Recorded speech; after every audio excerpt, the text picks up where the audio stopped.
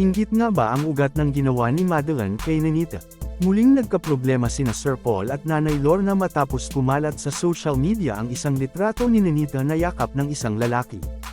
Ayon mismo kay Sir Paul, hindi na ito bahagi ng teleserye o prank, ito ay isang seryosong pangyayari. Nakababahala ito lalo na't kakauwi pa lamang ni Nenita sa kanilang probinsya upang doon ipagpatuloy ang kanyang pag-aaral. Ang lalaking nakuhanan ng larawan kasama si Nenita ay may asawa na at mga anak pa. Masama ang paraan ng panliligaw nito, may halong panghaharas, ayon kay Nanay Lorna, kaya gusto na niya itong kasuhan upang tumigil na. Ayon din sa kwento ni Nenita, hindi niya ginusto ang pagyakap ng lalaki sa kanya. Si Madeline pa raw mismo ang nagutos na magyakapan sila, siya rin ang kumuha ng larawan at nag-post sa Facebook. Malinaw na labag ito sa mga patakaran ng TV scholars. Isa ring dating TV scholar si Madeline, ngunit natanggal siya sa programa matapos lumabag sa mga alituntunin, kabilang na ang pagkakaroon ng boyfriend. Ngayon, lumalabas na parang nais niyang hilahin pababa si Nenita para matulad sa kanya.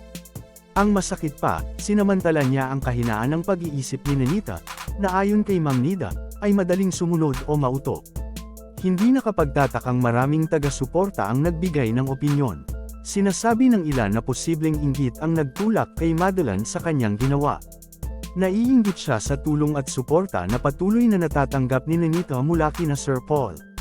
Kaya't imbes na tulungan o protektahan ang kapwa, sinira pa niya ito, isang uri ng pag-aasal na hindi kailanman katanggap-tanggap. Ang mas nakakaalarma pa, 2 araw matapos e-post ang larawan, saka lamang ito nalaman ni Nenita. Sa sobrang kahihiyan at takot, umabot siya sa puntong muntik na siyang magpakamatay. Mabuti na lamang at naroon si Nanay Lorna upang agad siyang maawat at pakalmayan. Dahil dito, agad na kumilos si Nanay Lorna. Pumunta siya sa paaralan upang kunin ang birth certificate ni Nenita at planong ilipat ito sa isang mas ligtas na paaralan, mas malapit sa kanilang tahanan. Araw-araw kasi, mula Lunes hanggang Huwebes, sa anak niyang si Ate Juanita tumutuloy si Nenita, malapit ito sa eskwelahan pero malayo kay Nanay Lorna. At sa kabila ng dating kaginhawahan ng setup na ito para makapunta sa uma si Nanay Lorna, napagtanto niyang hindi ito ligtas para kay Nenita. Ngayong ililipat na si Nenita, handa na si Nanay Lorna na isakripisyo ang kanyang hanap buhay sa uma at mga ginagawa para mabantayan ng lubusan ang kanyang anak. Isang desisyon na sang-ayon din si Sir Paul, dahil alam nila na kung walang gag-abay kay Nenita, posible siyang mapahamak at tuluyang masayang ang kanyang kinabukasan. Ang cellphone na dating ginagamit ni Nenita ay isa ring malaking usapin.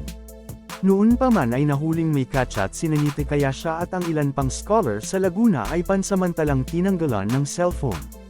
Totoo, malaking tulong ang cellphone sa pag-aaral, pero maaari rin itong maging daan ng tukso. Sa henerasyong ito, napakadaling mapasok sa harot at ligawan sa pamamagitan lang ng simpleng chat. Ayon kay Sir Paul, kinailangan na niyang kunin muli ang cellphone ni Nenita ng 3 buwan bilang disiplina. Isang paraan ito upang maipakita kay Nenita ang kahalagahan ng pagsunod sa patakaran at pag-iwas sa mga bagay na makakasira sa kanyang pag-aaral. Ayaw lang nila Sir Paul na masayang ang pagkakataong ibinigay kay Nenita, ang pag-asa ng pagbabago ng kanyang buhay.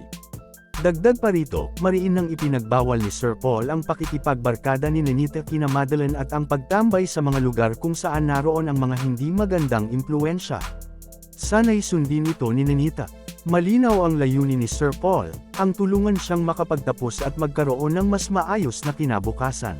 Ang lahat ng ito ay isang masakit na paalala kung gaano kaimportante ang tamang gabay sa mga kabataan, lalo na sa mga tulad ni Nenita na may simpleng pangarap lang ang makatapos ng pag-aaral at matulungan ang kanyang pamilya.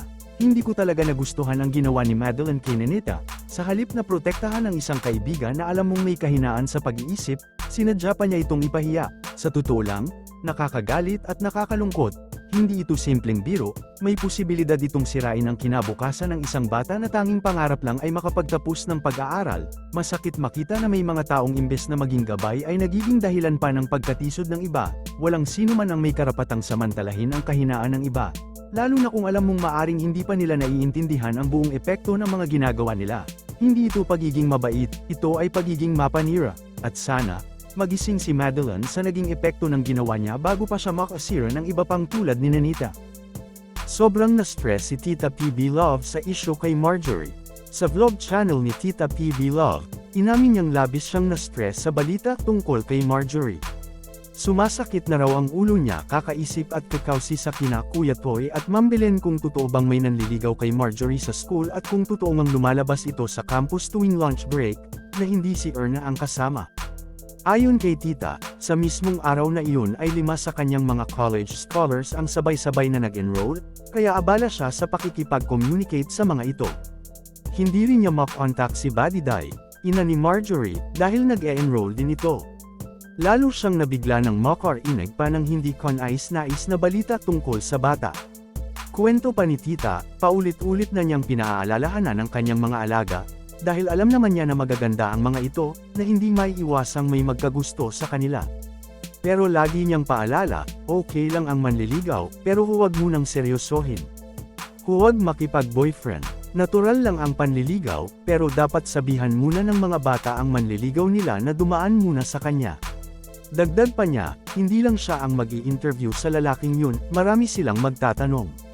Napag-usapan na rin daw ito ng mga mariyas na mga scholars niya, at ipinaliwanag niya sa kanila na kung may manliligaw, kailangan tanungin muna nila ito ni Tita kung may trabaho, may pangarap, at kung kayang buhayin ang sarili. Normal na tanong lang, sabi ni Tita, dahil hindi niya hahayaang mapunta ang kanyang mga scholars sa lalaking magpapabigat lang sa buhay nila. Sinabihan niya si Marjorie na walang masama kung may nagkakagusto sa kanya o kung may kaibigan siyang lalaki. Ang mali ay kung papasok siya sa isang relasyon bilang estudyante, sagot naman daw ni Marjorie. Wala siyang boyfriend, may nanligaw lang daw sa kanya at natakot siyang malaman ni Tita dahil baka alisin siya bilang scholar. Nagalit din daw siya kay Erna dahil ikinwento raw nito kay Dolly ang tungkol sa lalaking nanligaw sa kanya. Narinig daw ni Marjorie ang usapan kaya siya nagpapanik, takot na baka isumbong siya kay Tita. Pero ayon kay Tita, matalino si Marjorie, at napakaganda rin kaya hindi katakatakang may magkagusto sa kanya. Ipinaliwanag niya sa lahat ng bata na normal lang ang mga crush-crush, pero huwag mag-boyfriend.